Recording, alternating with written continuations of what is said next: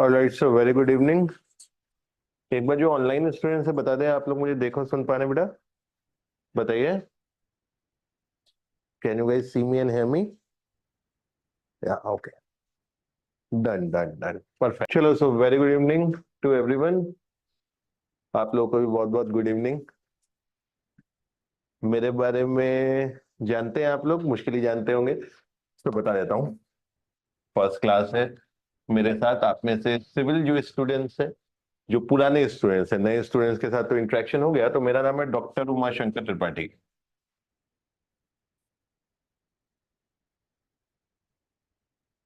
आप लोगों का कोई भी डाउट आएगा तो आप चैट पे मुझे बता देंगे, आप लोग सामने से बता देंगे, ठीक है?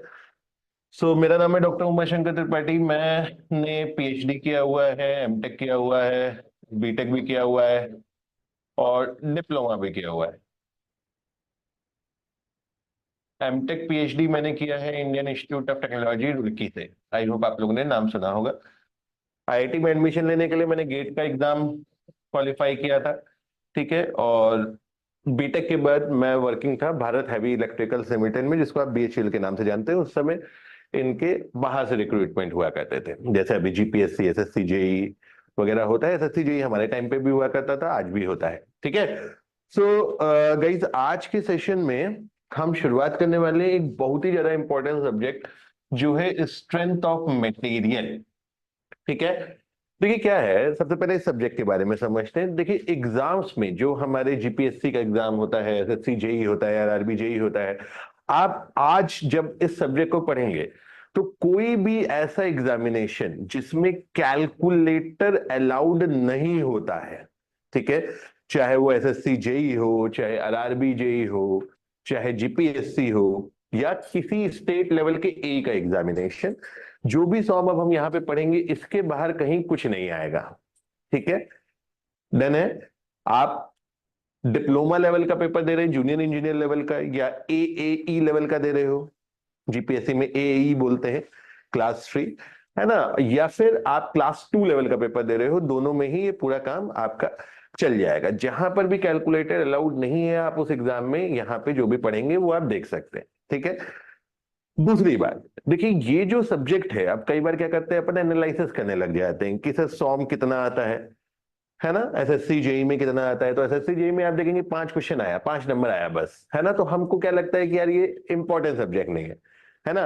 लेकिन ये जो 5 नंबर हैं, ये बहुत ही ज्यादा इंपॉर्टेंट होते हैं किसी भी कॉम्पिटेटिव एग्जामिनेशन में। 5 नंबर तो बहुत ज्यादा हो गए। ये 5 में एक बता रहा हूं, कुछ एग्जाम में बहुत ज्यादा भी आ जाता है, कुछ ऐसी गारंटी होती नहीं है, ठीक है। दूसरी बात, आप मैकेनिकल स्टूडेंट्स हैं, आप सिविल स्टूडेंट्स हैं, आपके में ये सब्जेक्ट कॉमन है। और ये सब्जेक्ट कुछ और सब्जेक्ट्स का बेस है। जैसे सिविल में बात करूं, अगर ये सब्जेक्ट कच्चा रह गया तो स्ट्रक्चर कच्चा रह जाएगा, स्टील कच्चा रह जाएगा, आरसीसी कच्चा रह जाएगा। मैकेनिकल में अगर ये सब्जेक्ट कच्चा रह गया तो मशीन डिजाइन कच्चा रह जाएगा, फ्लूइड मैकेनिक्स कच्चा रह जाएगा। फ्लूइड मैकेनिक्स सिविल में भी है, वो भी कच्चा रह जाता है, कुछ वहां पे इसके कॉन्सेप्ट कुछ वहां भी यूज होते हैं, ठीक है। बेसिकली मैकेनिक्स में, जैसे अभी हम पीछे जो नए स्टूडेंट्स हैं, जो पुराने स्टूडेंट हैं वो मैकेनिक्स में मेरे साथ नहीं जुड़ पाए थे, लेकिन जो नए स्टूडेंट्स हैं, हमने अभी अभी मैकेनिक्स किया था, तो मैकेनिक्स में हम लास्ट स्टैटिक इक्विलिब्रियम की बात कर रहे थे। स्टैटिक इक्विलिब्रियम को ही जब आप थोड़ा और एक्सटेंड करोगे, थोड़ा और बढ़ाओगे, थोड़ा और ज्यादा विस्तृत तरीके से, डिस्क्रिप्टिव तरीके से देखोगे, तो ये सब्जेक्ट बन जाएगा जिसका नाम है स्ट्रेंथ ऑफ मटेरियल, ठीक है। आइए शुरू करते हैं सब्जेक्ट को। बहुत ही शानदार सब्जेक्ट है, आइए समझने की कोशिश करते हैं। देखिए सबसे पहले हम सॉम में जब हम बात करते हैं तो इस सब्जेक्ट को पढ़ने के लिए, ठीक है, सबसे पहले किसी भी सब्जेक्ट को आप पढ़े तो उस सब्जेक्ट के आपको कुछ अजम्पशन जान लेने चाहिए कि ये जो सब्जेक्ट हम पढ़ रहे हैं इसके अजम्पशन क्या है, ठीक है, और इस सब्जेक्ट का पर्पस क्या है। अगर मैं पर्पस की बात करूं तो बेसिकली यहां पे हमारा पर्पस क्या होता है। अगर इस पूरे सब्जेक्ट में बिल्कुल ऑब्जेक्टिवली बात करूं तो कुछ चीजों के बीच में हम घूमते रहते हैं, stress, load, deflection and strain, ठीक है। तो मोटा मोटा इन इस पूरे सब्जेक्ट में हम क्या फाइंड आउट करने की कोशिश करते हैं, हम ये फाइंड आउट करने की कोशिश करते हैं कि किसी बॉडी पे अगर कोई लोड लग रहा है तो उसकी वजह से उसमें स्ट्रेस क्या आएगी, जिसको आप हिंदी में प्रतिबल बोलते हैं, ठीक है, ओके। किसी बॉडी पे कुछ लोड लग रहा है तो उसकी वजह से उसमें इलोंगेशन क्या होगा, चेंज इन लेंथ क्या होगी, है ना, यानी उसका डिफॉर्मेशन क्या होगा, या फिर उससे स्ट्रेन क्या आएगी। तो इस पूरे सब्जेक्ट में हम इन चार चीजों को फाइंड आउट करने की कोशिश करेंगे डिफरेंट डिफरेंट लोड की कंडीशन में। ठीक है, जैसे आप इस पूरे सब्जेक्ट को कई सारे चैप्टर में देखते हो कि सर पहला चैप्टर शुरू हो गया सिंपल स्ट्रेस एंड स्ट्रेन, ऐसे ही शुरू होता है सब्जेक्ट, है ना। तो जब सिंपल स्ट्रेस एंड स्ट्रेन की बात करते हो तो बेसिकली आप क्या ढूंढने की कोशिश कर रहे हो, आप ये ढूंढने की कोशिश कर रहे हो कि अगर किसी बॉडी पे कुछ इस प्रकार का लोड लग रहा है ना, इसको अपन बोलते हैं एक्सियल लोड। ठीक है, ये लोड वगैरह मैं आपको बताऊंगा कौन से लोड को किस तरीके से पहचाना जाता है। ठीक है, जैसे ये एक्सियल लोड क्यों बोल रहे हैं, अब ये जो बोर्ड है ये 2 डायमेंशन है, लेकिन दुनिया कैसी है, दुनिया है 3 डायमेंशन, है ना। तो मान लीजिए अगर आपको कोई 3 डायमेंशनल चीज को अगर आपको एक 2 डायमेंशनल प्लेन में दिखाना है तो आपको उसका 2D ड्राइंग बनाना पड़ेगा। ठीक है, एक 2 डायमेंशनल ड्राइंग आपको उसकी बनाना पड़ेगा। ठीक है, तो जब आप ये 2 डायमेंशनल ड्राइंग बनाते हैं, जैसे अगर मैं इसी चीज को 3 डायमेंशन में देखूं तो ये 3 डायमेंशन में कुछ इस प्रकार की होती है। ठीक है, मान लीजिए कुछ इस प्रकार की है। ठीक है, तो इस प्रकार की जब कोई चीज है इसको एक एंड पे मैंने फिक्स कर दिया। ठीक है, तो अब हम क्या करें, अब हमारा ये जो आपको P दिख रहा है ये एक्चुअली है कहां, ये P यहां पे इसके सेंटर पे है। समझ में आ रहा है, ये P इसके सेंटर पे है। ठीक है, तो अगर इस बॉडी को मैं देखूं तो इस बॉडी की लॉन्गिट्यूडनल एक्सिस, कौन सी एक्सिस, इसको बोलते हैं अपन लॉन्गिट्यूडनल एक्सिस, जो उसके लेंथ के पैरेलल एक्सेस होती है, सेंटर से होकर के जाती है, उसको अपन बोलते हैं लॉन्गिट्यूडनल एक्सेस। तो अगर कोई लोड लॉन्गिट्यूडनल एक्सेस पे लग रहा होता है और कुछ इस तरीके का, मतलब लॉन्गिट्यूडनल एक्सेस की डायरेक्शन में ही होता है, तो उसको आप क्या बोलते हो, उसको आप बोलते हैं एक्सियल लोड। क्या बोलते हैं इसको, एक्सियल लोड। तो जो हम पहले चैप्टर की बात करते हैं, सिंपल स्ट्रेस एंड स्ट्रेन की बात करते हैं, उसमें हम क्या कोशिश कर रहे हैं कि अगर किसी बॉडी के ऊपर एक्सियल लोड लग रहा हो तो उसके इफेक्ट क्या होंगे इन टर्म्स ऑफ स्ट्रेस, मतलब इस लोड की वजह से स्ट्रेस क्या आएगी, इस लोड की वजह से डिफॉर्मेशन क्या होगा, इस लोड की वजह से स्ट्रेन क्या आएगी। Are you getting my point, कोई डाउट इसमें। ठीक है, इसी तरीके से हम आगे चैप्टर पढ़ते हैं, हम देखते हैं शेयर फोर्स लग रही है, अभी पहले चैप्टर पे तो बाकी फिगर नहीं बनाऊंगा। तो शेयर फोर्स लग रही है, शेयर फोर्स कैसे लगती है, शेयर फोर्स आपकी कुछ इस प्रकार की लगती है, मतलब अगर इसी बॉडी पे मैं फोर्स कुछ इस तरीके की लगा दूं, है ना, इस तरीके से मैंने यहाँ पे एक फोर्स लगा दी, ये वाला पी और ये वाला पी डिफरेंट है, ये आपको देखने में समझ में आता है। ऑनलाइन स्टूडेंट्स बताएं, ऑफलाइन आप भी बताएं, है ना। दोनों फोर्स में क्या अंतर नजर आता है, तो ये नजर आता है कि ये इस प्रकार का लग रहा है, ये इस प्रकार का लग रहा है। जब इस दुनिया में किसी भी बॉडी के ऊपर लोड की प्रकार चेंज होती है तो उसका इफेक्ट चेंज होता है। क्यों, जैसे मेरे सामने शीमे बैठे हुए हैं, शीमे का वजन होगा 60 kg, है ना। अब जिस कुर्सी पे शीमे बैठे हैं उसी कुर्सी पे मैं जाके बैठ जाऊं, मेरा वजन है 125 kg, तो क्या कुर्सी पे आने वाला इफेक्ट बदलेगा, बदलेगा ना। क्या ये जो इफेक्ट बदलेगा ये हम जानने की इच्छा रखते हैं, बिल्कुल इच्छा रखते हैं, इंजीनियरिंग ही यही है। क्या मतलब होता है इंजीनियरिंग का, यही तो मतलब होता है कि अगर किसी बॉडी पे किसी प्रकार का लोड आ रहा है तो हम ये जानने की कोशिश करें कि उस लोड से वो बॉडी फेल ना हो, इसके लिए हम क्या कर सकते हैं, है ना। अब बैठने के तरीके भी अलग अलग हो सकते हैं, कोई कुर्सी पे आराम से ऐसे बैठेगा, कोई जाके उसी पे लेट ही जाएगा। समझ में आ रहा है, अब कोई कुर्सी पे आराम से बैठा है और कोई जाके लेट गया, तो दोनों की वजह से जो कुर्सी पे इफेक्ट आने वाले हैं वो अलग अलग आने वाले हैं। सेम प्रकार से अगर एक ही लोड एक्सियल लोड से शियर लोड हो गया, शियर लोड क्या होता है, जो लॉन्गिट्यूडनल एक्सिस से परपेंडिकुलर लगता है। ठीक है, लॉन्गिट्यूडनल एक्सिस से परपेंडिकुलर लगता है तो इसके इफेक्ट पे चेंज हो जाते हैं, है ना। और हम एक बड़ा फेमस चैप्टर पढ़ते हैं एसएफडी एनबीएमडी, उसमें हम इसकी बात करने निकल जाते हैं। क्या इस बात की सेंस बनती है, कभी बेंडिंग मोमेंट लग जाता है तो उसकी बात करने की कोशिश करते हैं कि अगर किसी बॉडी के ऊपर बेंडिंग मोमेंट लगा दिया जाए, फिर बात करने की कोशिश करते हैं कि किसी बॉडी के ऊपर टर्निंग मोमेंट लगा दिया जाए, बात करने की कोशिश करते हैं कि ये सब मिल बांट के लगा दिया जाए, तो अल्टीमेटली ये जो चैप्टर्स बने हुए हैं वो इसी बात का डिस्कशन करने के लिए आपके बने हुए हैं। जैसे सिंपल स्ट्रेस एंड स्ट्रेन वो इसकी बात करेगा, एसएफडी बीएमडी इसकी बात करेगा। एक चैप्टर आप पढ़ोगे बेंडिंग स्ट्रेसेस, वो बेंडिंग मोमेंट के इफेक्ट की बात करेगा। एक चैप्टर पढ़ोगे ट्विस्टिंग मोमेंट, वो टर्निंग मोमेंट के इफेक्ट की बात करेगा। एक चैप्टर पढ़ोगे प्रिंसिपल स्ट्रेसेस, वो ये सब मिल बांट के सब कूद कूद के लग जाए तो ये उसकी बात करेगा। क्या इस बात की सेंस बनती है ना? इस बात की सेंस बनती है। तो शुरू करते हैं पहले चैप्टर से, लेकिन उससे पहले कुछ अजम्पशंस की बात कर लेते हैं कि भाई जो मैं बात शुरू कर रहा था कि कोई भी सब्जेक्ट जब आप पढ़ते हैं तो कुछ अजम्पशंस हम क्या लेकर के चलते हैं, मतलब क्या अजम्पशन इस सब्जेक्ट के हम मानते हैं। देखिए ये बहुत इंपॉर्टेंट है। दूसरी बात मैं आपको एक बात बता देना चाहता हूं, अभी हम लोग जल्दी जल्दी इंटरेक्शन करने का शुरू किया है, तो जो मैं आपको, मेरा पढ़ाने का तरीका बहुत ही ऑब्जेक्टिव है। मतलब ऑब्जेक्टिव का मतलब क्या है कि भाई जो आपके एग्जाम में जरूरत है ना, हमारा हमेशा फोकस उसी पे रहता है। समझ में आ रहा है? एक बार जूनियर इंजीनियर असिस्टेंट इंजीनियर बन जाएंगे, उसके बाद सीखते बैठेंगे यार क्या है ना? लेकिन तब तक वो सीख लें जो इसके लिए जरूरी है। राइट? क्यों मैं ये बात कर रहा हूँ कि कई बार पढ़ाते वक्त आपको ये लगता है कि अरे मास्टर तो पीएचडी पीएचडी करके आया है, दुनिया भर की बातें बता देगा। जैसे कि अजम्पशन बताने जा रहा हूं तो आप सोच सकते हो कि यार किताब विताब में तो लिखा नहीं होता ये, क्यों? है ना? तो जो भी मैं बात बताने जा रहा हूं, आपके हर एक बात से आपको आपके पुराने इंजीनियरिंग क्वेश्चन से, पुराने पेपर्स में से आपको क्वेश्चन मिलेंगे। ठीक है सर, आपको कैसे पता? भाई 14 साल हो गया है पढ़ाते हुए, समझ लो 2011 से शुरू किया था, 13 साल हो गया है ना? लगभग 13 साल से पढ़ा रहा हूं, तो भाई अब इतने क्वेश्चन क्वेश्चन तो जीवन में ये तो हो ही जाता है। ठीक है, तो चलिए शुरू करते हैं। तो अजम्पशन की बात करते हैं। सबसे पहला assumption, material is isotropic and homogeneous. Material आपका कैसा होगा? मटेरियल होगा आपका आइसोट्रोपिक एंड होमोजेनस।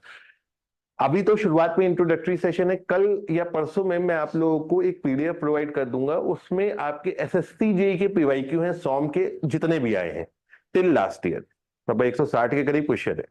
ठीक है, उन क्वेश्चन में तो छांट छाट के हमको इसको करना है। ठीक है, क्वेश्चन हमें जितने ज्यादा करने मिलेंगे हमारे लिए उतना बेहतर होगा।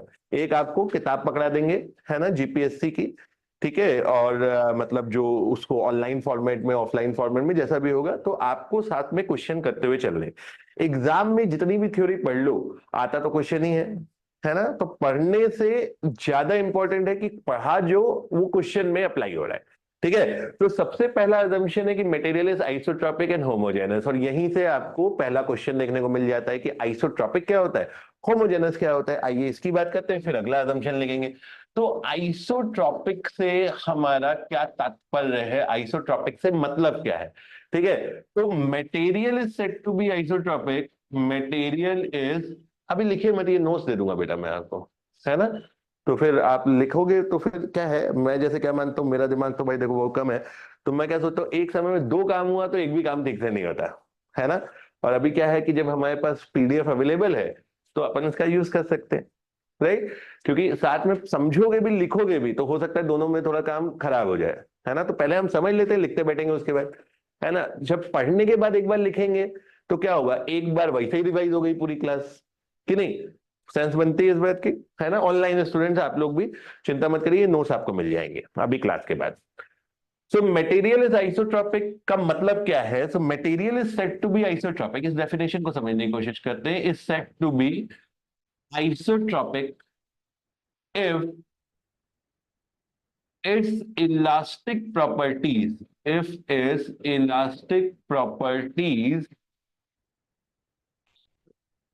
independent are independent of direction at a given point। ठीक है, ये डेफिनेशन है आइसोट्रोपिक की। समझ में आ रहा है किसकी डेफिनेशन है? आइसोट्रोपिक की। ठीक है, अब इस डेफिनेशन को समझने की कोशिश करते हैं। क्या कहता है कि अगर कोई मटेरियल है, अगर कोई मटेरियल है तो उस मटेरियल के ऊपर, ठीक है, उस मटेरियल पे अगर आप किसी पॉइंट पे देखो तो जो इलास्टिक प्रॉपर्टी होगी वो हर एक डायरेक्शन में क्या होगी, इंडिपेंडेंट होगी। मतलब डायरेक्शन चेंज होने के साथ साथ इलास्टिक प्रॉपर्टी चेंज नहीं होती है। क्या ये बात की सेंस बनी? है ना? अब ये सवाल उठा कि सर ये इलास्टिक प्रॉपर्टीज दिखाते, ये इलास्टिक प्रॉपर्टीज से क्या मतलब है? What do we mean by elastic property? है ना? कैसे हम किसी मटेरियल की इलास्टिक प्रॉपर्टी को समझ सकते हैं? मैं आप लोगों से एक सवाल पूछना चाहता हूं। मान लीजिए मेरे पास एक पेन है, ये पेन मान लीजिए आपकी माइल्ड स्टील की बनी हुई है, और एक और पेन है, अभी ये दूसरे हाथ में पेन नहीं है, सोचिए दूसरे हाथ में भी मेरे पेन है, और दूसरे हाथ में पेन है एल्यूमिनियम की। मैं आपसे एक सवाल पूछना चाहता हूं, दोनों मटेरियल का एरिया सेम है, लेंथ सेम है, ठीक है, दोनों चीजें सेम है और सेम ही लोड लगाया, तो क्या दोनों जो पेन है उनका बिहेवियर सेम होगा? क्या लगता है? ऑनलाइन वाले भी बताएं। ये पक्की बात है, दोनों का बिहेवियर बिल्कुल सेम नहीं होगा। तो कौन सा मटेरियल, अब मैं आपसे एक सवाल और यहां पे पूछना चाहता हूं, क्या हम ये जानना चाहते हैं कि कौन सा मटेरियल कैसा बिहेव करेगा? बिल्कुल ये जानना चाहते हैं। तो उसको जानने के लिए हम कुछ इलास्टिक प्रॉपर्टीज का यूज करते हैं। तो जब मैं इलास्टिक प्रॉपर्टीज की बात करता हूं, अभी डेफिनेशन पे वापस आएंगे, तो जब हम इलास्टिक प्रॉपर्टीज की बात करते हैं तो ये इलास्टिक प्रॉपर्टीज हमारी चार होती हैं, ठीक है, जिससे हम पूरी सॉम में इनमें खेलते रहते हैं। ठीक है, क्या होती है वो? एक होता है ई, एक होता है जी, एक होता है म्यू, और एक होता है, इसको म्यू मेरा अच्छा बनता नहीं है, मैं इसको न्यू बना देता हूं। ठीक है, एक होता है न्यू और एक होता है के। तो के को पहले लिख देते हैं, और एक होता है न्यू, है ना? तो क्या होता है ई? ई का नाम होता है यंग्स मॉडुलस। क्या बोलते हैं इसको? इसको बोलते हैं यंग्स मॉडुलस, या फिर मॉडुलस ऑफ इलास्टिसिटी। आप सब लोगों ने इसका नाम सुना है, बहुत बढ़िया। अभी इसके बारे में और व्याख्या करेंगे। जी क्या होता है? ये होता है मॉडुलस ऑफ रिजिडिटी, ठीक है, और इसका एक और नाम होता है, क्या होता है? शियर मॉडुलस, ठीक है। इसी प्रकार से के जो होता है वो क्या होता है? ये होता है बल्क मॉडुलस, और ये जो न्यू होता है ये क्या होता है? ये होता है आपका पॉइजंस रेशियो। देन, तो ये चार इलास्टिक कांस्टेंट्स होते हैं जो किसी मटेरियल का क्या बिहेवियर होगा किसी प्रकार के लोड पे, इस बात को डिसाइड करते हैं, इस बात की बात करते हैं। ओके, जैसे फॉर एग्जांपल मैंने कहा, तो अगर मैं माइल्ड स्टील के यंग्स मॉडुलस की बात करूं तो ये लगभग 200 जीपीए होता है।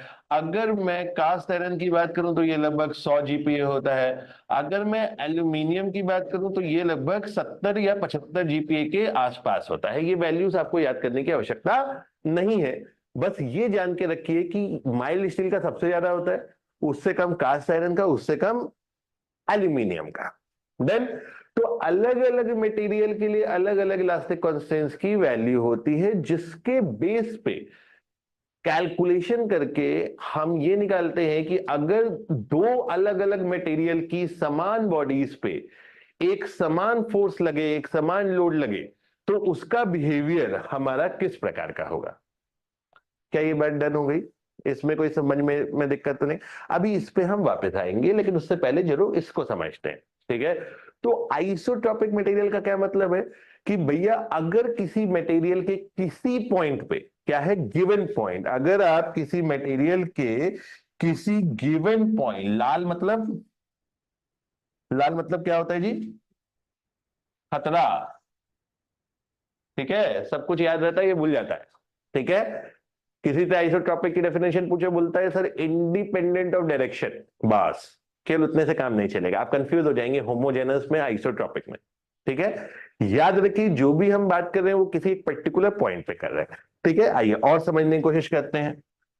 अब मेरे पास मान लीजिए एक मटेरियल है लाइक दिस, ठीक है। सर आपको कहेगा सर बायोलॉजी का बच्चा हो तो बोलता है अमोइबा बनाया है। समझ लो, भावनाओं को समझो। मान लीजिए कोई मटेरियल है, तो इस मटेरियल में कितने पॉइंट है जी? बताइए कितने संभव है, कितने पॉइंट संभव है? इनफाइनाइट, है ना, असंख्य लाखों करोड़ों पॉइंट यहाँ पे हो सकते हैं, ठीक है। अब मैं कब बात कर रहा हूं? मैं किसी गिवन पॉइंट पे बात कर रहा हूं, तो मैं कोई एक पॉइंट पर्टिकुलर पकड़ लेता हूं, है ना, और इस पॉइंट पे जब मैं देखूंगा, इस पॉइंट पे जब मैं देखूंगा ठीक है, तो जब हम इस पॉइंट पे देखेंगे, किसी भी डायरेक्शन में देखेंगे, तो जो भी इलास्टिक प्रॉपर्टी होगी, चाहे वो ई होगा, जी होगा, के होगा, म्यू होगा, वो सब आपकी सेम वैल्यू होगी। समझ में आ रहा है? जैसे अगर मैंने इस दिशा में देखा तो ई है, तो इस दिशा में भी ई है ना? इस दिशा में भी ई है। क्या ये बात समझ में आती है? इंडिपेंडेंट होने का क्या मतलब होता है? आजाद, है ना?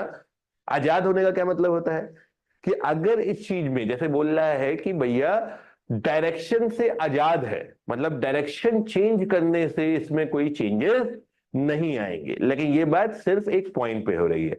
अगर मैं पॉइंट बदल दूं, ध्यान से समझिए, अगर मैं पॉइंट बदल दूं, है ना, तो अगर हम पॉइंट को बदल दें तो क्या यहां पर भी ई होना चाहिए?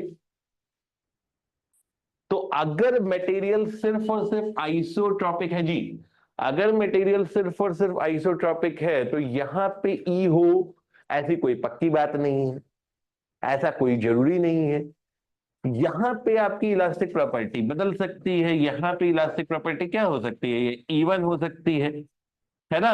लेकिन अगर इस पॉइंट पे इवन है तो इस पॉइंट पे हर एक डायरेक्शन में इवन ही होगी। क्या आइसोट्रॉपिक का मतलब अच्छी तरीके से समझ में आ गया हम सबको? ऑनलाइन में भी बता दीजिए, आप लोग भी बता दे, बोले क्या कोई दिक्कत तकलीफ इसमें? चलो बहुत बढ़िया। अब आइसोट्रॉपिक का मतलब समझ गए, अब समझने की कोशिश करते हैं होमोजेनस का मतलब। What do we mean by homogeneous? चलो आओ, ये होमोजेनस एक पेज बाद लिख रहे हैं, ठीक है? उससे पहले आप जब नोट्स बनाइएगा तो होमोजेनस आइसोट्रॉपिक के बाद लिख लीजिएगा, ठीक है? लेकिन मेरी स्टाइल ऑफ टीचिंग में मैं पीपीटी पुपीटी नहीं बना पाता, नो पीपीटी, समझ रहे हो? एकदम यहां से पीपीटी निकलेगा, वहां तक पहुंच जाएगा, दिल से दिल तक का कनेक्शन, है ना?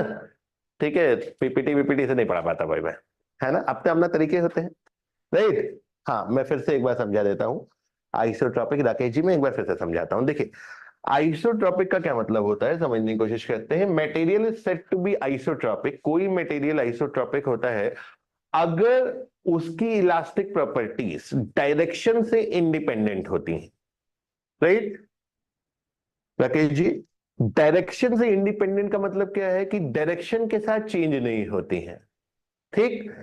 लेकिन ये बात कहां वैलिड है? सिर्फ और सिर्फ एक पॉइंट पे वैलिड है। तो जब भी आप आइसोट्रॉपिक की बात करते हैं तो एक पर्टिकुलर पॉइंट को फिक्स करके बात करते हैं। जैसे अगर मैं इस पर्टिकुलर पॉइंट को फिक्स करके बात कर रहा हूं तो कितनी डायरेक्शन हो सकती है इस पॉइंट पे?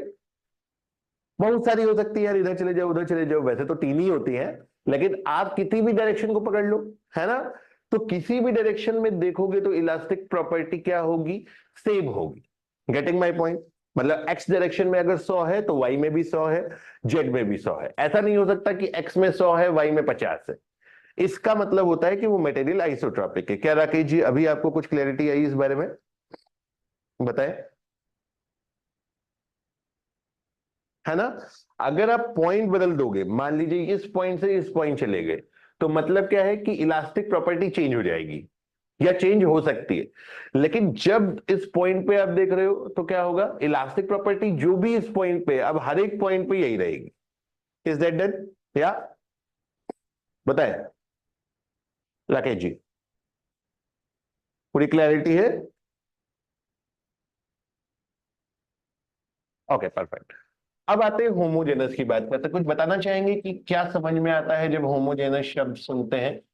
बोलता है मटेरियल इज होमोजेनस, तो होमोजेनस से क्या समझ में आता है? What do you mean by homogeneous? हाँ बताइए। सेम मटेरियल यानी पूरा सेम मटेरियल का शी में बोले, ऑनलाइन में कोई बताए? आप बताएं, आपका क्या नाम है? सॉरी, अतीक। अतीक जी बताएं, क्या लगता है होमोजेनस का क्या? आपका क्या नाम है भाई? जितेंद्र जी बताएं। हाँ, uniform through out, particular material is same, Swapnil बता रहे, ध्रुव बता रहे यूनिफॉर्म थ्रू आउट।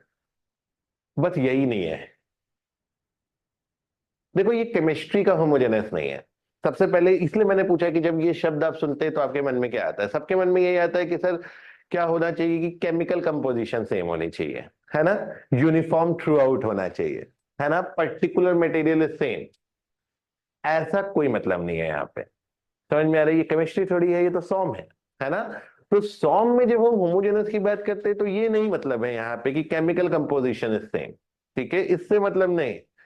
हमारा मतलब क्या है यहाँ पे, जरा इसकी भी डेफिनेशन लिखते हैं। So a material is said to be, a material is said to be homogeneous, a material is said to be homogeneous if its elastic property, if its elastic property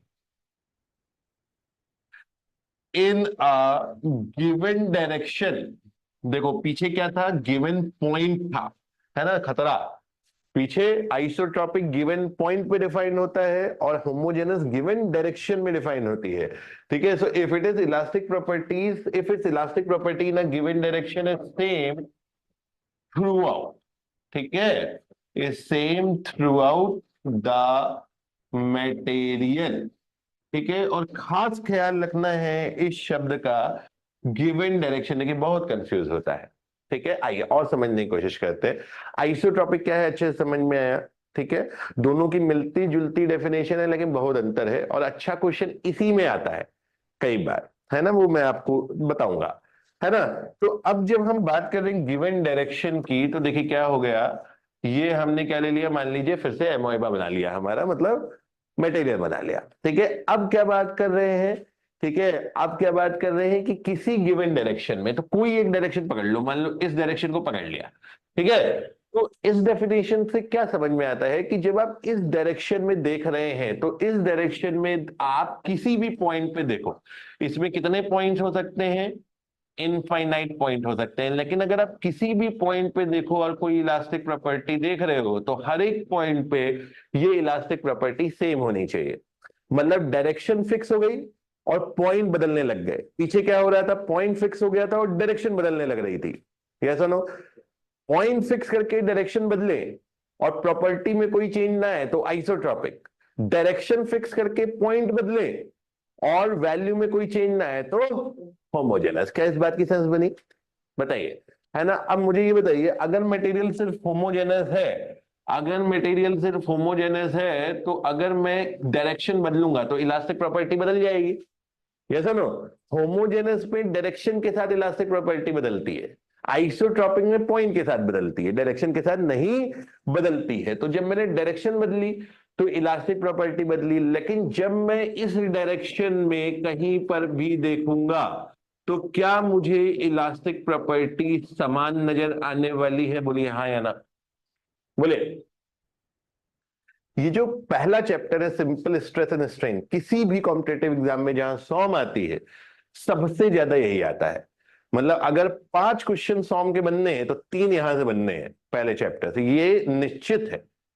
और ये चैप्टर पढ़ते पढ़ते बड़ा समय लगता है, इसमें इतनी चीजें हैं, समझ रहे हैं। अभी धीरे धीरे शुरू करेंगे। तो ये टॉपिक बहुत इंपॉर्टेंट है और ये बड़ा हॉट जोन है, यहां से बहुत क्वेश्चन आता है। मुझे चलिए एक बार ईमानदारी से और बताइए, आइसोट्रॉपिक होमोजेनस की परिभाषा यानी डेफिनेशन क्या होता है, क्या इसमें आपको कोई तकलीफ तो नहीं है, तो बात को आगे बढ़ाएं, बोलिए, ऑनलाइन वाले बोलिए। ध्रुव, जैसे मैंने कहा ना कि वेटेज अगर आप पर्टिकुलर सॉम का देखेंगे कि स्पेसिफिकली स्ट्रेंथ ऑफ मटेरियल, तो आपको जीपीएससी में 6 से 7 नंबर इसके मिल सकते हैं, है ना। लेकिन इससे जुड़े हुए सब्जेक्ट बहुत काम आते हैं, समझ में आ रहा है, ठीक है, कि भाई स्ट्रक्चर आरसीसी वहां पे भी बहुत काम आएगा।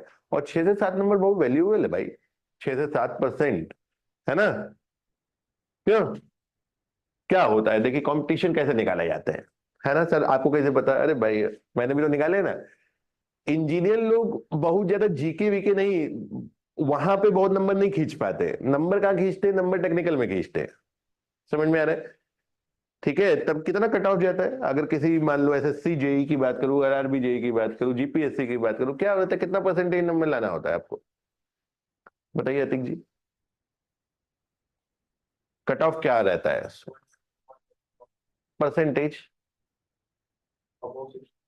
60 के करीब का परसेंटेज होता है, 60% नंबर ले आओ, है ना, है ना। पर ध्रुव 50 से थोड़ा ज्यादा होता है, और आरबी में लगभग 52-53% होता है, एसएससी जेई में अगर आप मैकेनिकल ब्रांच के हैं तो लगभग 65%, सिविल ब्रांच के हैं तो लगभग 55% रहता है ना। तो ये जो 55% 60% नंबर लाना है, अगर इतना ही आसान होता तो सारी दुनिया ना ले आती। समझ में ये इसकी फाइट है, क्योंकि वो 55% और 50% क्यों हो जाता है, क्योंकि जीके के क्वेश्चन टेक्निकल आदमी गलत करता है।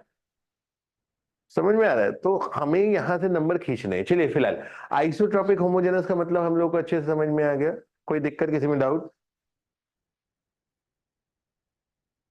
युवराज नहीं, आप कह रहे हैं सर आइसोट्रॉपिक में डिफरेंट पॉइंट पे सेम इलास्टिसिटी हो सकती है, नहीं हो सकती है। ठीक है, आइसोट्रॉपिक की परिभाषा के अनुसार, ठीक है, अगर पॉइंट चेंज हो गया तो इलास्टिक प्रॉपर्टी चेंज हो जाएगी। ठीक है, लेकिन जिस पॉइंट पे किसी भी डायरेक्शन में देखोगे तो इलास्टिक प्रॉपर्टी सेम होगी, यानी आइसोट्रॉपिक में पॉइंट बदलेगा तो प्रॉपर्टी चेंज होगी, होमोजेनस में डायरेक्शन बदलेगी तो प्रॉपर्टी चेंज होगी। सिंपल फंडा। क्लियर है? और किसी का कोई डाउट तो बताइए, फिर आगे बढ़े, है ना। अब वापस आते हैं जरा अजम्पशन पे। तो पहला अजम्पशन क्या था कि material is isotropic and homogeneous, मतलब दोनों है। तो जब मटेरियल आइसोट्रॉपिक है, होमोजेनस है, इसका मतलब क्या हुआ? अगर दोनों प्रॉपर्टी है मटेरियल के अंदर, तो इसका मतलब क्या हुआ कि इलास्टिक प्रॉपर्टी ना तो डायरेक्शन के साथ बदल रही है, ना ही पॉइंट के साथ बदल रही है। और यही कारण है कि आपने अपने जीवन में जब भी सेमेस्टर में सॉम पढ़ी, तो किसी भी क्वेश्चन में आपको केवल एक ही वैल्यू यंग्स मॉडुलस की मिलती है ना। 4-5 वैल्यू तो नहीं देता है, एक ही वैल्यू देता है, क्योंकि सॉम का अजम्पशन ही यही है कि मटेरियल आइसोट्रॉपिक है, होमोजेनस है। ठीक है, किसी भी क्वेश्चन में आपको ये लिख करके नहीं बताएगा, चाहे वो न्यूमेरिकल हो चाहे जो हो, कि भैया बता दो कि, मतलब ये नहीं कहेगा स्पेसिफिकली कि मटेरियल इज आइसोट्रॉपिक है, होमोजेनस। आपको ये मान करके ही चलना है, और यही वजह है कि आपको सिर्फ एक ही वैल्यू दी जाती है। चलिए आगे बढ़ू, बताइए अगर कंफर्टेबल है यहां तक। अतीक, जितेंद्र, श्रीमय और बाकी लोग यहाँ पे। हम्म, चल डन, परफेक्ट। आइए आगे बात करते हैं। अब आते हैं दूसरे अजम्पशन पे, और दूसरे अजम्पशन से अब हम एक डुबकी लगाएंगे क्वेश्चनों के सागर में। ठीक है, वहां से बाहर आएंगे। ठीक है, हर प्रकार के क्वेश्चन मैं आपको यहीं आज काफी प्रकार के निपटा दूंगा। ठीक है, आओ। Second, Hooke's law is valid, very very famous, है ना। ये नाम आप सब लोगों ने सुना होगा, हुक्स का, है ना। Hooke's law is valid. ठीक है, पूरी सॉम में, पूरी सॉम में कहीं पर भी आप देखोगे, कहीं पर भी कोई भी चैप्टर आप पढ़ रहे हो, तो हम ये मान के चलते हैं कि जो हुक्स लॉ है वो आपका वैलिड है। तो सवाल उठा कि साहब हुक्स लॉ क्या होता है, आइए कौन बताएगा डेफिनेशन इसकी? एनीवन ऑनलाइन में? आप बताएं। Stress is directly proportional to strain in proportional limit. अच्छा, अतिक आप बता। Proportional limit. नहीं पता, कोई बात नहीं। आपको जितेंद्र कुछ idea? Stress is directly proportional. Stress is directly proportional to strain. और कुछ इसके आगे? चलो बहुत बढ़िया आतिक, सिंपल ही है ना। बोलता क्या है हुक्स लॉ? क्या कहता है हुक्स लॉ? कहता है कि भैया देखो, खास बात एग्जाम में क्या बोले, डेफिनेशन में नोबडी इज इंटरेस्टेड, खास बातों पे इंटरेस्ट सबका रहता है। देखो हुक्स लॉ क्या कहता है, stress is directly proportional to strain. तो हम इसको ऐसा बोलेंगे, corresponding stress is directly proportional. So responding stress is directly proportional to corresponding strain. Corresponding stress is directly proportional to corresponding strain. ठीक है, और कई लोग इसको गलत जानते हैं। ये होता है within proportionality limit, within proportionality limit. लाल माने खतरा। ठीक है, लोग क्या इसको बनाएंगे, लोग कहेंगे इसको इलास्टिक लिमिट। समझ में आ रहा है? पहले पार्ट के बाद लोग क्या पढ़ने लग जाएंगे, इसको इलास्टिक लिमिट। क्वेश्चन कैसा आता है कि हुक्स लॉ कहां तक वैलिड होता है, हुक्स लॉ कहां तक वैलिड होता है भैया? प्रोपोर्शनैलिटी लिमिट में। देन ठीक है, तो एक चीज ये याद रखेंगे। अब साहब ये प्रोपोर्शनैलिटी लिमिट क्या होती है, तो इसके लिए अपने को स्ट्रेस स्ट्रेन कर्व को देखना पड़ता है, वो समय आने पे मैं आपको बताऊंगा। अभी आप ये समझ लीजिए प्रोपोर्शनैलिटी लिमिट। ठीक है, मोटा मोटा इसका अगर मैं मतलब बताऊं और प्रैक्टिकली इसका मतलब बनाऊं, तो proportionality limit, elastic limit, yield point, ये प्रैक्टिकली एक दूसरे के इतने करीब होते हैं ठीक है। जैसे अगर मैं बताऊं तो मैंने 3 रिसर्च पेपर पब्लिश किए हैं स्टील के ऊपर। ठीक है, तो अगर आप जब प्रैक्टिकली इन चीजों को देखते हैं तो ये तीनों पॉइंट में कोई खास अंतर होता नहीं है।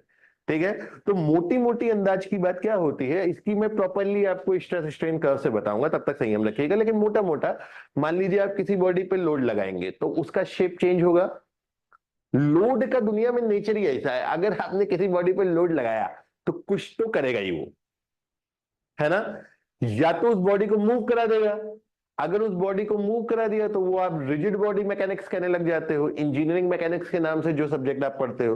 और अगर उस बॉडी के ऊपर फोर्स दे उसको डिफॉर्म कर दिया तो आप स्ट्रेंथ ऑफ मटेरियल में आ जाते हो। तो फोर्स का दुनिया में नेचर ऐसा है कि अगर किसी बॉडी पे लगा तो कुछ तो करेगा ही करेगा। गेटिंग माई पॉइंट, बिना कुछ किए नहीं जाएगा। जैसे कभी गाड़ी चला रहे हो तो वो जो क्या है ट्रैफिक पुलिस पकड़ लेता है, अरे रिकॉर्ड हो रहा है यार, वरना बताता कहानी, छोड़ो, है ना। तो विद इन प्रोपोर्शनैलिटी लिमिट ये वैलिड होता है, मेन बात ये है। अब कहते हैं corresponding stress is directly proportional to corresponding strain, है ना। तो क्या मतलब है इसका, देखिए 3 प्रकार की स्ट्रेस हमको मेजरली देखनी होती है। एक होती है आपकी नॉर्मल स्ट्रेस, ठीक है, और इसको अपन कनेक्ट करते हैं लॉन्गिट्यूडनल स्ट्रेन से, जिसको कई बार आप नॉर्मल स्ट्रेन भी कहते हो, लेकिन एक्चुअली ये लॉन्गिट्यूडनल स्ट्रेन होती है। क्योंकि नॉर्मल स्ट्रेन लेटरल स्ट्रेन भी हो सकती है, इसलिए नॉर्मल स्ट्रेन कहना पूरी तरीके से उचित नहीं होता है। ठीक है, तो एक हो गया नॉर्मल स्ट्रेस लॉन्गिट्यूडनल स्ट्रेन, ये पहला पेयर बना, पहला जोड़ा, समझ में आ रहा है। दूसरा जोड़ा क्या बनता है, shear stress and shear strain का, ये बन गया आपका दूसरी जोड़ी। ठीक, और तीसरी जोड़ी आपकी बनती है volumetric stress and volumetric strain की। तीसरी जोड़ी है आपकी volumetric stress and volumetric strain की। ठीक है दादा, अब आगे बढ़ते हैं भाई। तो हुक्स लॉ इनका आपस में संबंध स्थापित करता है, जैसे नॉर्मल स्ट्रेस का लॉन्गिट्यूडनल स्ट्रेन के साथ, शियर स्ट्रेस का शियर स्ट्रेन के साथ, और वॉल्यूमेट्रिक स्ट्रेस का वॉल्यूमेट्रिक स्ट्रेन के साथ। ठीक है, जैसे normal stress is proportional to normal strain, ठीक है, corresponding stress is proportional to corresponding stress is proportional to corresponding strain, है ना। दूसरी बात, shear stress is proportional to shear strain, है ना, और volumetric stress is proportional to volumetric strain, right. अब थोड़ा भी अगर आप मैथमेटिक्स का ज्ञान रखते हो तो जब भी प्रोपोर्शनैलिटी का साइन हटता है तो क्या आता है, कांस्टेंट आ जाता है, और वही कांस्टेंट हमारा इलास्टिक कांस्टेंट कहलाता है। जैसे जब आप यहां पे हटाते हो तो ई आ जाता है, ई आप जानते हैं क्या है, यंग्स मॉडुलस या मॉडुलस ऑफ इलास्टिसिटी। ठीक है, जब आप यहां पे प्रोपोर्शनैलिटी का साइन हटाते हैं तो क्या आ जाता है, शेयर मॉडुलस, यानी मॉडुलस ऑफ रिजिडिटी भी कहा जाता है। और जब आप यहां पे प्रोपोर्शनैलिटी का साइन हटाते हैं तो क्या आ जाता है, बल्क मॉडुलस आ जाता है। क्या ये बात आप लोगों को क्लियर होती है ना, कहां से प्रकट हुआ ई जी और के, डन, कोई दिक्कत की बात। अब क्या बच गया, पॉइजन रेशियो। तो पॉइजन रेशियो क्या होता है, तो पॉइजन रेशियो हुक्स लॉ से डायरेक्टली नहीं उसका संबंध है। क्या है पॉइजन रेशियो, जरा समझते हैं। अब मैं आपसे एक सवाल पूछता हूं, आइए,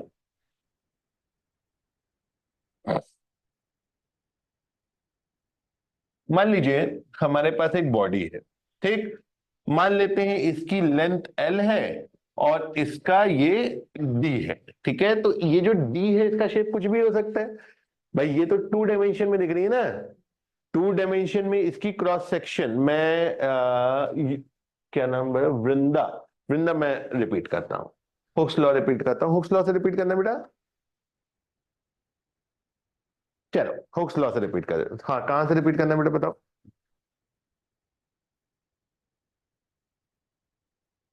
लास्ट वाले 3, ये तीनों को रिपीट कर देता हूं। तो हुक्स लॉ हमारा कहता है corresponding stress is proportional to corresponding strain, है ना। तो हमने जोड़े क्या बनाए बेटा, नॉर्मल स्ट्रेस को नॉर्मल स्ट्रेन के साथ, मतलब लॉन्गिट्यूडनल स्ट्रेन के साथ पेयर किया, है ना, शियर स्ट्रेस को शियर स्ट्रेन के साथ पेयर किया और वॉल्यूमेट्रिक स्ट्रेस को वॉल्यूमेट्रिक स्ट्रेन के साथ पेयर किया। ठीक है, तो हुक्स लॉ बेसिकली इन पेयर्स को एक दूसरे के साथ रिलेट करेगा। बात समझ में आ रही बेटा, है ना? तो कैसे रिलेट करेगा? हुक्स लॉ कहता है normal stress is proportional to normal strain, यानी लॉन्गिट्यूडनल स्ट्रेन। ठीक, प्रोपोर्शनैलिटी का साइन आ गया। Shear stress is proportional to shear strain, proportionality का साइन आ गया। और volumetric stress is proportional to volumetric strain. ये कहां से आया? ये हुक्स लॉ का मैथमेटिकल वे है रिप्रेजेंटेशन का। ये क्या है? ये हुक्स लॉ का मैथमेटिकल वे है रिप्रेजेंटेशन का। देन जस्ट वन सेकेंड, बोलिए, बताइए, है ना? तो जब बेटा हम प्रोपोर्शनैलिटी का साइन हटाते हैं, एक सेकेंड ना, जब हम प्रोपोर्शनैलिटी का साइन हटाते हैं,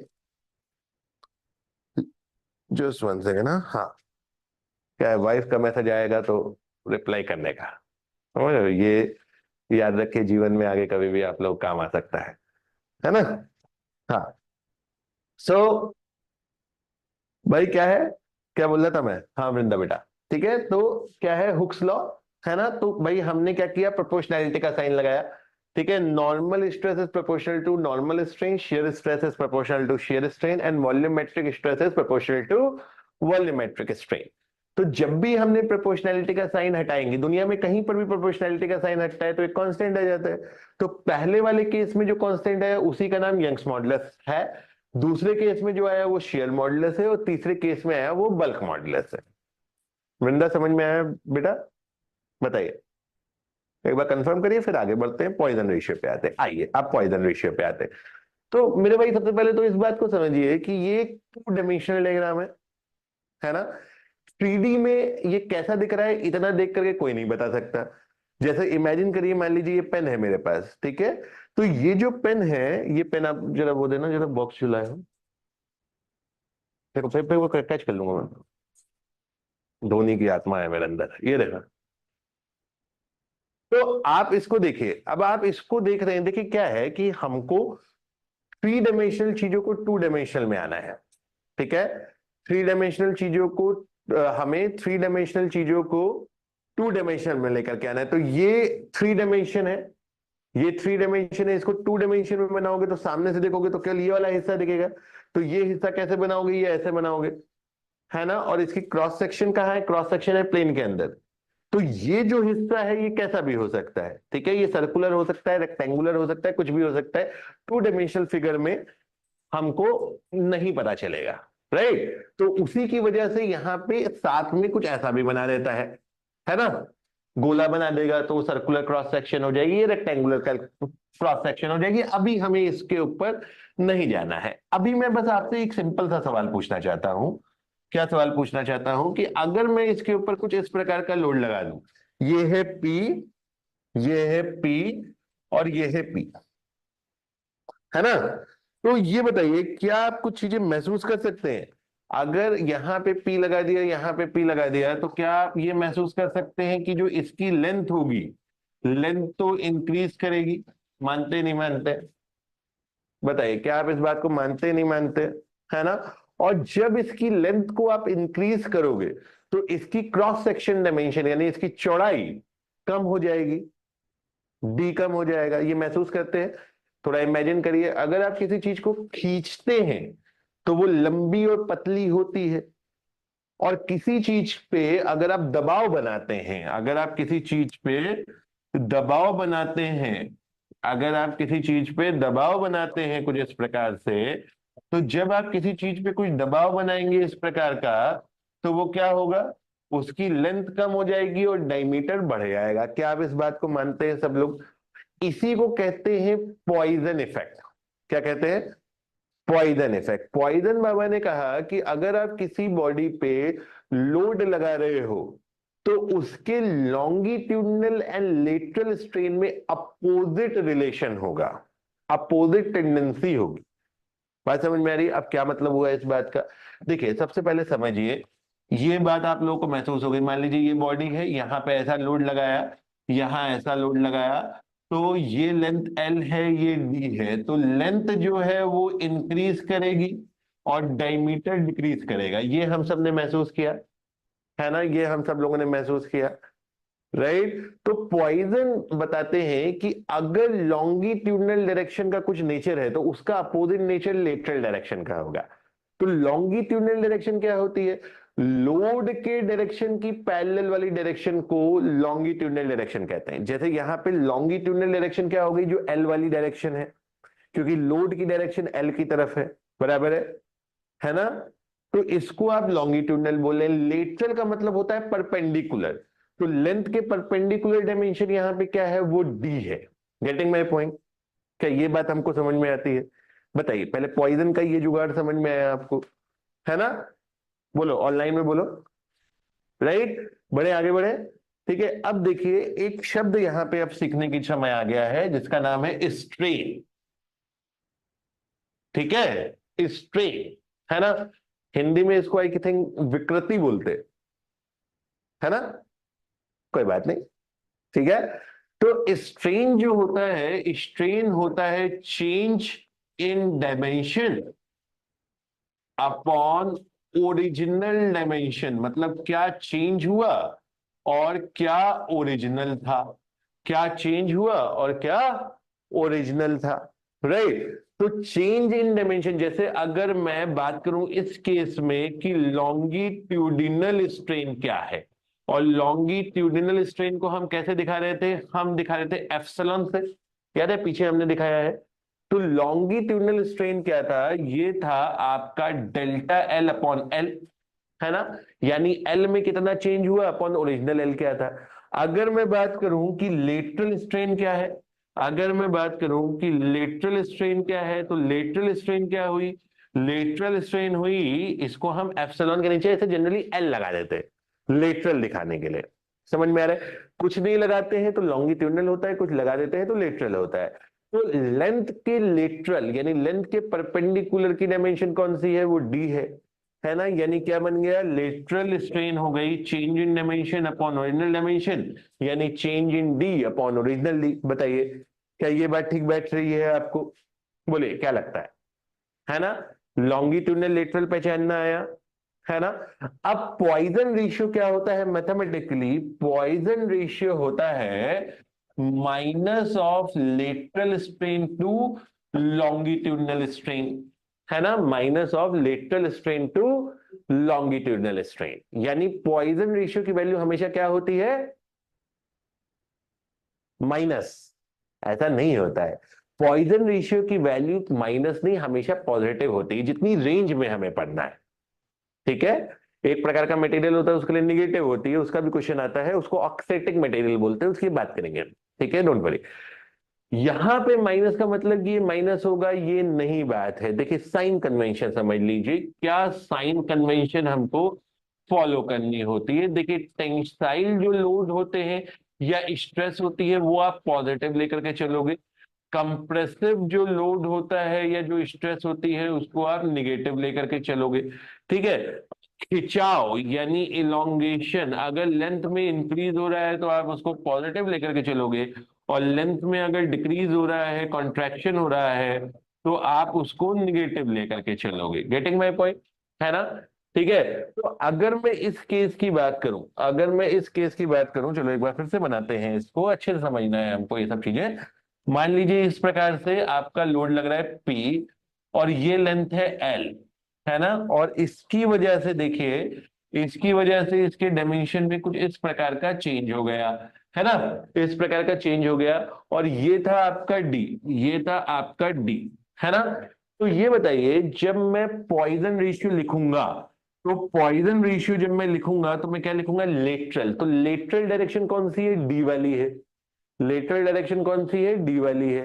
तो लेटरल डायरेक्शन अगर डी वाली है तो डी में कमी आ रही है क्या? डी तो कम हो रहा है ना। तो जब डी कम हो रहा है तो माइनस लगाना, जो डायमेंशन कम होती है तो माइनस यूज करना है, बढ़ती है तो प्लस यूज करना है।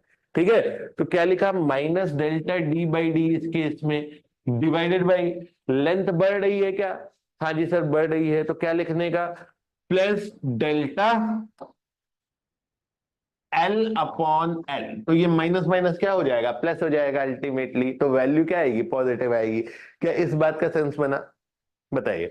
बहुत बार भर भर के ये क्वेश्चन पूछा है, कई बार इस चीज को ऐसे भी दिखाता है, ऐसा मॉड लगा देगा, मॉड, ये ऑब्जेक्टिव पेपर में बहुत आता है। मॉड लगा करके क्या लिख दो, lateral strain upon longitudinal strain. ये मॉड का क्या मतलब होता है जी, मॉड का क्या मतलब होता है, तो मॉड का मतलब होता है, मॉड का मतलब होता है कि आपको अंदर के साइन को नहीं देखना है, अगर निगेटिव भी है तो उसको पॉजिटिव कर देने का है। बोलो डन है, कोई दिक्कत तकलीफ समस्या, बोलिए। ये बात समझ में आ गई है आपको। तो भैया कुल मिलाकर के हमारे पास 4 कांस्टेंट इकट्ठे हो गए, कुल मिलाकर के हमारे पास 4 कांस्टेंट इकट्ठे हो गए। एक हो गया ई जी के एंड न्यू। बोलो, क्या यहां तक की कहानी गणित आपको समझ में आई, बोलिए। क्या आप अभी नोट करना चाहेंगे इस चीज को पूरा, जैसा बताएं, है ना? एक बार गो थ्रू कर लीजिए, 5 मिनट का वक्त है आपके पास, है ना? एक बार पूरा गो थ्रू कर लीजिए, इस चीज को समझ लीजिए, ताकि क्योंकि अब इसके आगे हम ना थोड़ा सा एक अलग जोन में चलेंगे अभी, ठीक है?